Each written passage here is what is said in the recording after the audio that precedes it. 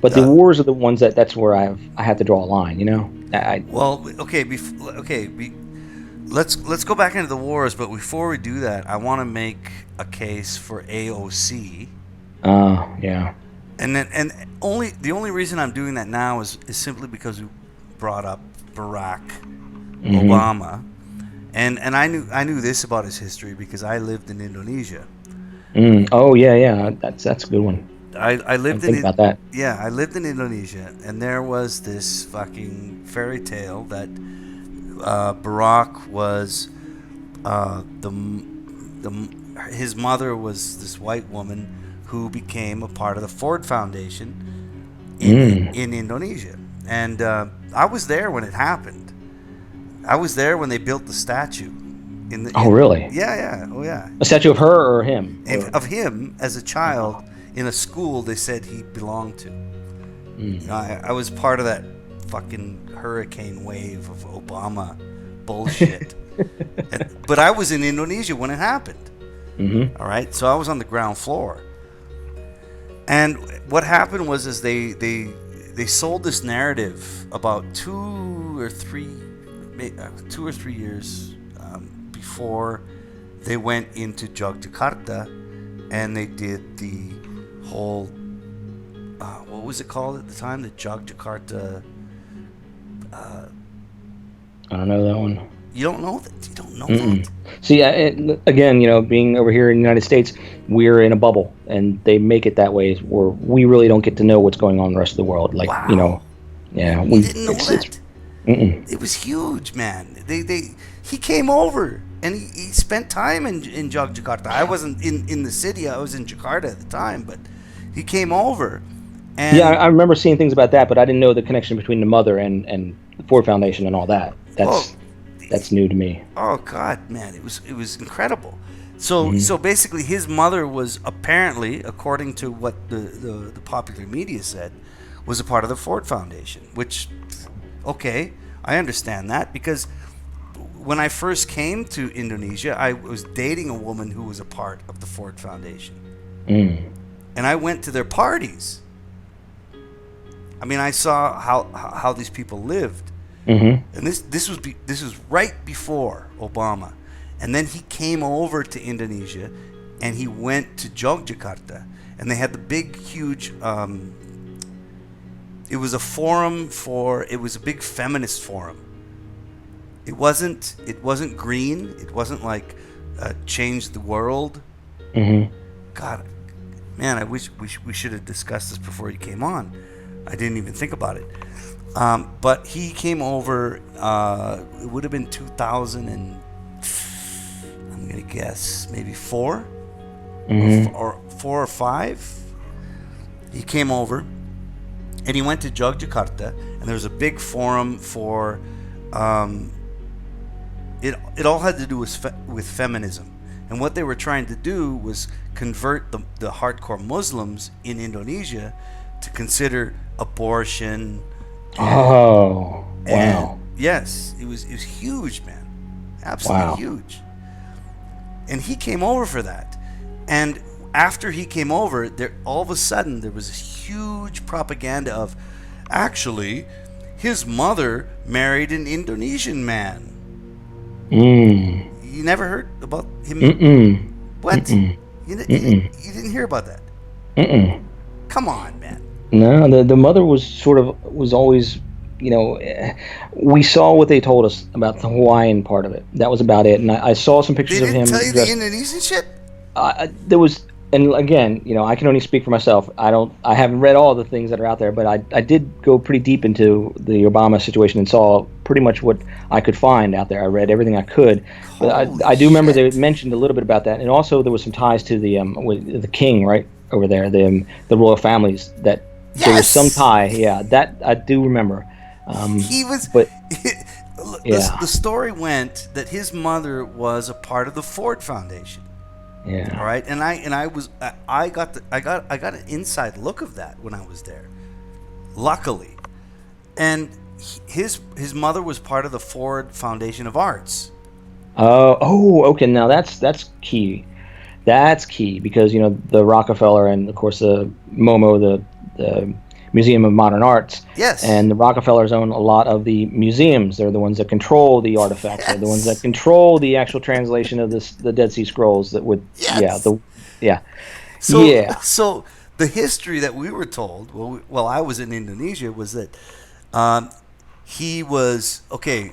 I'll try to remember. He was the son of a African man to a white American woman, and this white American woman left that African man and then came to Indonesia and married an Indonesian man, and that's why you get the whole Sutoro, Barry Sutoro name. And that whole fucking episode, I swear to God, man, this is why it happened. Because they wanted to get the very ultra-conservative Muslim nation of Indonesia, which had already been kind of pacified by American occupation and before that the Dutch. They wanted them to believe that you need to be a part of feminism and abortion and all this destroying culture, all destroying. Yes. Yeah. They did it beautifully. It was incredible. You know how it was so smooth and how it was so beautiful. It's because they've done it before, I'm sure. It's the same. It's the same rule book, and these are the people, like you said, with the museums, and they control the artifacts. I'm sure, and Monty Python got sued a long time ago because of their the Dead Parrot skit that they did. That was actually a Greek play that they had a transcript, and it was directly taken exactly from that Greek play, that Greek script, and they just changed it and made it into theirs, and they got sued for whatever violation. But that just goes to show that the people that are in control of the history, they can, rewrite those stories like the Bible over and over again, change the name, change the events, but they know that it worked at that time, and humanity is the same. We're always going to be the same. We are what we are. Doesn't matter if, we're rich, poor, we are, man, woman, that's the way it is. We think the same way that we did back in those days. We, maybe a little bit more sophisticated in certain aspects, but maybe more stupid in other ways. They understood it. They understand humanity, and they use that as their tool. And that's, man, when you hear when you hear them talk about the more crazy the idea is, the more it's going to be believed, things like that, those type of words, they know that they can make this stuff outrageous, and people are not going to blink an eye because we've been so conditioned. They don't want to question it because it's so out of control. And they call me crazy, but yet when you actually look, they call me absolutely crazy. But when I say, look, hang on, stop with the name calling, look at what I'm saying. What I'm saying is the most simple, easiest, rational explanation of what's going on. They're just actors. They're doing what actors do. They're making content. That's it. That's all it is. But Ed, what about this? What about... No. Don't get caught up in the script. Don't get caught up in, all these other little stories that they spin off of it, because that's just more dividing and whatever. It's all about... It's just an act. Yes. It's beautiful the way they've done it. It's very impressive. I can't believe they've done it for so long without, but of course the internet wasn't around, and like I said, it was a combination of certain things. Now they got to fight for it. They got to work for it because it's out there. They got to work for it. It's simple. It's simple. You should have seen what they did in Indonesia, man. It was fucking incredible. They built a statue for him. I seen the statue. Like the statue for Hitler downtown in Tel Aviv, the one that they wanted to put up there, yeah. And people were like, "What?" And they got all offensive. Like, no, actually, he was the one that populated it, because all the prisoners from the work camps were the ones that went to Israel. They were the first population of Israel. That's when you see those people on the trains leaving the camps. They weren't coming to the camps all skinny. They were leaving the camps skinny. They were going to Israel. They were the first population. So, well, that's exactly what they did. It was incredible. I watched it as an expatriate. I watched it happen. I watched it happen in real time, and I thought, what the fuck is this shit? Yeah. You're trying to tell me that, okay, so this guy has an African father, and his white mother came here to Indonesia, and now he's Barry Sutomo, or what was his name? I think Sutoro. Sutoro. Yeah. Barry Sutoro. And I was there watching it happen, man. They built a goddamn statue in front of some no-name elementary school in Jakarta. and I saw See, it. and then when you read that in the history books, for 10 years, 20 years, 30 years, when people read it in the history books, when you look at that going, I was there, and this is unreal. This is totally just crazy. Of course, in the history books, it'll be forever known as whatever they want it to be known as. Yes. Without all the craziness involved, they'll hone it down the story the way they want it to be, and that's what history books will be written, and it's what people will say for the rest of eternity. Just like 9/11, just Yeah. like Columbine, just like Sandy Hook. They Yes. write the history books in real time. We're Yes. standing here, and it really it bothers me. It completely bothers me to the point where I'm not obsessed with this. I'm sort of like it sort of gives me a calmness when I figured this all out, because I know it's all fake. I can have my life back. I'm done with this. But they call me crazy, and I'm like, you have to be crazy to believe it. You got to be crazy to believe that. Absolutely crazy. No, it's insane, man. Like Yeah. I watched them perpetrate this hoax in Indonesia. So when he became president over here, of course they probably were ecstatic over there, right? Well, they were ecstatic to a certain extent, but not until they fed the narrative that he came from Indonesia, Okay. that he had Yeah. roots. But the reason he had roots there is because it had political advantage. Sure. Well, you saw the video that I did with him. It was one of the update videos. I can't remember when I did it, but it had him speaking before he just become a senator, and he was talking to a group of people, and see him standing there saying it. It's not like you just hear his voice. He's standing there talking, and he says, he was come from his grandfather was a slave or a kitchen cook, and they called him boy, and because of the Kennedys, they wanted to bring these people from Africa over here, and Barack Obama he talks about himself in third person. Barack Obama was one of those kids that got one of those tickets to come over here. Yes. I mean, he says it right there, but yet, his whole history is a lie, man. Yeah, absolutely. It's absolutely all a lie. It's a goddamn lie. Yep. I saw it firsthand in Indonesia. I saw it. Yeah. Like it's all bullshit. So when you look at we have entertainment, we have Richard Pryor, very, very popular. I mean, very hugely popular, and very talented guy. I'm not saying anything bad about Richard Pryor when it comes to his talent. I mean, he was definitely a pioneer of his industry. But you see an individual like that. When it comes to comedians, and this is a little bit different from when it comes to actors or musicians, comedians are it's basically the only job that you can actually have that you can, from out of nowhere, walk up on a open mic night and kill it, just totally kill it, and then go to the next club the next night and walk up on that mic and kill it, and you can make a name for yourself, and you can become famous because of what you do. There's no studio behind you. There's no having to do this or do that to get your name into a movie.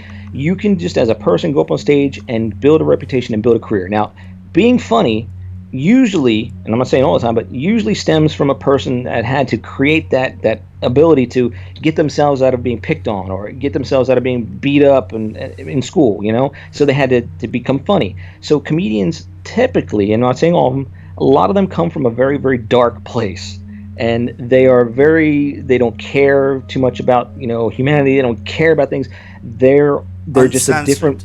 They're just a different type of person when it comes to it. So yeah, a lot of the individuals, like we showed Hank Johnson playing the role of the senator, another comedian. A lot of these individuals do have comedic backgrounds, and this is one of them right here. Yeah. And yeah, there's a psychology behind it. It's a narcissistic thing, but yeah, it's definitely definitely a pattern. There was one comedian I was listening to tonight. God, I can't remember his name. But there was something he said that stood out in my mind. And he basically said, it was a part of his joke. I'm not a comedian, so I'm not going to try and make you laugh. but he basically said, as a comedian, after I went on stage and told jokes, everybody came up to me and told me to write movies. And can you write? Mm-hmm. Can you act? Can you do all these things? So this is this comedian saying this. Can you write? Can you act? And he's like, what the fuck? How is that even connected? He goes, imagine if I was a master chef and I could cook all these meals, and then somebody came up to me and say, hey, can you grow corn? Yeah. Yeah. Can you be a farmer? So But I really think that's a part of it, man. sure. Yeah. It actually has. It's all combined in that just that big fictitious world that they've created for us, and they need people like that. They need talented people to create that narrative to keep it going. I mean, it's I mean, TV needs that content. So these are the people that you'd go to, the talented people, to you sign them on, get them to sign a contract, and they now become the content producers. Like They the own you. Saturday Night Live people that you see on the screen. Yeah, some of them are very funny. I mean, they're great, but there's a writing staff behind all those skits. There's a whole, any type of show. There's all the writers that actually write the jokes. But no, they don't really get the accolades for it. Some of them do, but like Tina Fey. Hmm. But majority of them are never known that they're actually the writers behind these big talented people. And some of them can't. Some of them don't want to be known. Some of them are government people that are Yeah. put in place to push that narrative. I mean, Yeah. it's easy. You should expect it, is what I'm saying. You should expect it. You shouldn't look at it and go, nah, that can't happen. It's unrealistic. You should expect it. And if you can't find it, go, why isn't it happening? Because it can be, it's legal for them to do, profit to be made. So they should be, it's got to be happening. Has to be. Well, So, that's the whole point. And I want to make this point for my listeners, if they're still listening now. We got 22. We got 22 watching. You guys, the stuff we've been discussing is very controversial, and I understand that. Ed understands that, especially. But I want you guys to understand that this is something you really need to look into. I got his website right up there in front of you. There it is. Go look at it. Look at the work he's done for a decade or more, yeah. and just check it out for yourself, man. I mean, I knew that when I got Ed on tonight that a lot of people would joke about it. Sure. They wouldn't understand it, and they'd be like, "Oh, ho, ho." Look, I've done flat Earth on this channel, and I know my listeners, have heard that. And I'll tell you something, Ed. There was a guy that I had on this channel that was a part of that flat Earth discussion, and I sent him a message on Skype. I said, "Hey, man, come on and check this show out. Come here, listen to this." Mm-hmm. And I said, if you thought flat Earth was crazy, come listen to this shit. Mm-hmm. This is the shit you gotta listen to. And that's my whole point, really, guys, is, come on. What you perceive and understand in the world that you live in, okay, that's one thing. But take it a step further, just for a moment. I mean, here's another thing I want to say to my listeners. All right? And I don't know if you'll understand this, Ed, but my listeners will. My hardcore listeners will understand this. You take a woman, any woman, you give her enough makeup and enough time and a mirror, and she will become a completely different person. Mm-hmm. And that's reality. And they know it. My viewers know that. My MGTOW viewers know that a woman can take regular makeup, change her face, and become somebody completely different. And they don't just use makeup. They'll put prosthetics on their nose to make it look thinner or fatter. They'll take a piece of invisible tape to tape up their chin. They'll tape it up. This is what women do. There's a lot of videos from Asia with the nasal putty that they're using. That Yes. you cannot tell. I mean, can't and tell. nasal putty dates back to the Greek and Roman times, the stage makeup and things like that. So this is not something that's new. They've been using this since way back when.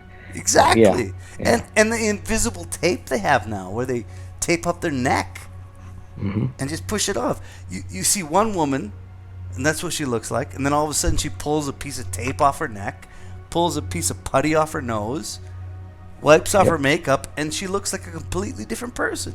Yeah. Now combine that with TV, combine that with Photoshop, After Effects, and all the other technologies that we have, and it's scary to really, to see what they can do and what they are doing.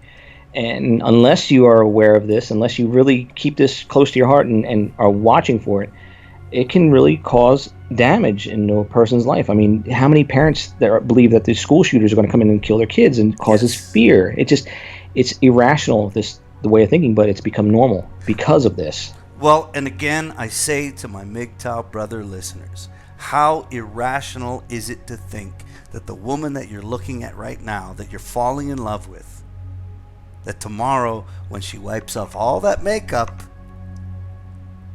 she's fucking ugly. And that's real. They know that. I know my listeners know that. So don't be fooled, man. And you know what? It's not just the makeup and prosthetics. What about technology? Mm-hmm. What about the ability to... What was that? Somebody posted on your Facebook page of putting another person's face. Mm-hmm. Yeah. And that's what's released domestically. That technology that Google has, and it's actually some of the video cards, NVIDIA video cards that can do this in real time. They can take somebody's words and they map out a face, and they can make those words come out of anybody's face. George Bush or anybody, and it's real time. So the person can be standing there with a microphone talking, and it can do it in real time, and it is so photorealistic that it's incredible. It is really, really scary. And I've told people that when they are able to create this and do this live real time, which they can now, the day has come. It's done. It's very, very scary when you think about the possibilities. It's very scary. How do you know if what's her name, or AOC Cortez is actually her? Well, that's why you got to go there, and you got to see it with your own eyes. You have to. You have to put your feet on the ground. Yep. Investigate. Yeah. That's the only fucking way. But then again, if she is real, great. But she's not who she says she is, and she can do it legally. So who pays her salary? Who is the one behind it? There you go. And like Hank Johnson, who is paying his salary? Is it the producers of Mad TV? Is it the producers of the network that show was on? Who owns him? It's crazy when you think about it, but man, it makes so much sense that what you're seeing is all easily produced like this. Yes, and that's the whole point, is like, don't believe what you see anymore. Nope. At this point, what you have to do is you have to believe what your common sense tells you. Mm-hmm. Investigate. And learn to break things down to the bare bones. And when I say that, in particular, when they talk about the trans actors, these females and males, and they aren't who they say they are. Yeah. I tell people, look, don't fall for it. Get a picture of that person when they were a child, and you'll be able to tell if it was a little boy or a little girl. See, you don't just fall for what they're telling you. Go do a little digging and see who that person was, and then and you can tell that it's only a means for them to discredit yourself by them throwing that crap out there. That's all it is. Absolutely, man. All right, look, we've said a lot tonight, and I swear to God, Ed, I can't thank you enough. Oh man, thank you for your time. time. For giving me the platform. I can't wait to hear what your co-host says about it when he listens to it tomorrow. He wasn't in the chats. He'll be like, what? I thought he'd be in the chats, but he's not there, so I don't know, man. Or maybe he is. He's just like, I can't take this. He's turned off. And I hope not. I got some. Okay, let's just go through a few chats and then we'll call it a night. All right. Sure. What do we got here? There was a few that I saw. And I know there's a couple comments made about some certain people. There's things that I had to do when I was beginning this, and you have to understand what my motivation was. My motivation was to stop these individuals from doing this and to make it so they can't do it again. So that that basically what that entailed was I didn't care about what people thought about me. I didn't care if people called me CIA asset, call whatever. They attacked me relentlessly, and that's fine because I knew what I was doing was right, and it comes from a right place in my heart. But I had to do things back in those days to flush people out. So there are some things that I had to do that was disinformation, if you want to look at it as a definition. Right. So I had to do certain things, and I'll admit to it, and I tell people this because when you're dealing with these actors that are changing their identity, you have to flush some of them out. So you call, and they have such big egos that if you call them the wrong person or call them by their sibling or whatever, they jump all over that and they want to ridicule you. And then all of a sudden, well, they're out in the open, dancing around, screaming and pointing fingers at you, saying, "Ah ha ha!" That's when you drop the bomb on them. Yes. So that's a lot of times, and people, they give me hell about it, but I had to do what I did, and I would do it again because the main goal is to stop these individuals from doing what they're doing. No, absolutely, absolutely. You have to play their game. It's war. It's a war. Yeah, we are at war. We're at war with truth, ladies. Yeah. We're at war with truth, gentlemen. I wanted to say ladies and gentlemen, but there's no ladies here. It's so easy for me to say that, but there's no ladies here. It's just gentlemen. Mm-hmm. I want to go through a couple of the chats here. Amy Winehouse became Lady Gaga, says Mekong Farang. Yes, she did. Absolutely. 100%. Look it up. Mm-hmm. I mean, she didn't become that person. The person never existed. The person is just a role that's been played, that a very talented individual played that role and did it for profits. And, maybe she's, she's controlled by whoever the publishers of her music is. She has to answer to them. They can tell her what to do, and that's what she's going to do. But, that doubled the profit, that created a legend, and, it wasn't a very big legend, really, but, it could have been bigger. It's just, they play that game. It could be somebody that turns into, an Elvis or, a John Belushi. It just depends. That's the game. I think at this point, they don't even really care about that anymore. No, they don't. They don't. They know that Americans, that we have a attention span of about 7 years when it comes to a person that's in public, and then after the 7 years, the face has changed enough, and we forget who the person is that we don't even recognize the person anymore. And exactly. They know this. Exactly. Man. Yep. A lot of the rap artists, sure, they're just Vanilla Ice.